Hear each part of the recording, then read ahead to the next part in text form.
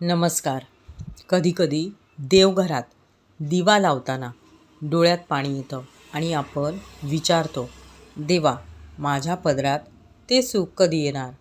तो रिकामा पाळणा आणि ते शांत घर पाहून मन व्याकुळ होतं.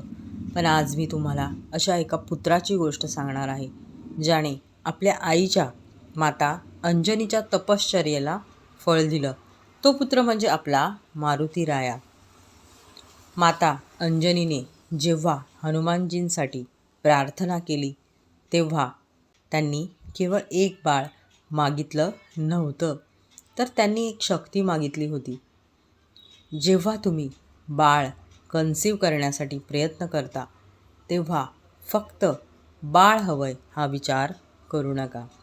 हनुमानजीच्या त्या बालरूपाचा विचार करा, जे सूर्यालाही कवेत घेऊ शकत होतं. तुमच्या होणाऱ्या बाळाला हनुमानजींसारखं तेजस्वी, बुद्धिमान आणि आरोग्यदायी म्हणून व्हिज्युअलाइज करा.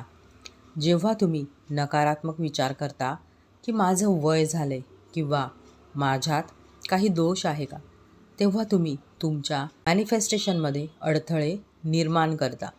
त्याऐवजी म्हणा, माझं शरीर माता अंजनीसारखं पवित्र आणि शक्तिशाली आहे, जे एका दिव्य जीवाला जन्म देण्यास सज्ज आहे. चला एक छोटा प्रयोग करूया. डोळे मिटा आणि श्वास घेताना म्हणा राम आणि श्वास सोडताना म्हणा हनुमान.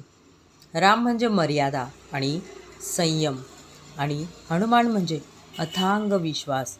तुमच्या पोटावर हात ठेवून हे म्हणा, बजरंगबली, तुमच्यासारखाच एक तेजस्वी अंश माझ्या पोटी यावा, हीच माझी इच्छा आहे. मी मनातून आणि शरीरातून शांत आहे. हे अफर्मेशन्स नाही, तर ही तुमच्या बाळाशी होणारी पहिली भेट आहे. लक्षात ठेवा, हनुमानजींना प्राण मानलं जातं आणि तोच प्राण तुमच्या गर्भात लवकरच स्पंदनं निर्माण करेल. स्वतःवर विश्वास ठेवा. डॉक्टरांच्या सल्ल्यासोबतच या ईश्वरी शक्तीला साथ द्या.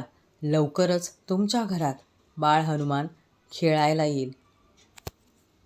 जय श्रीराम, जय हनुमान.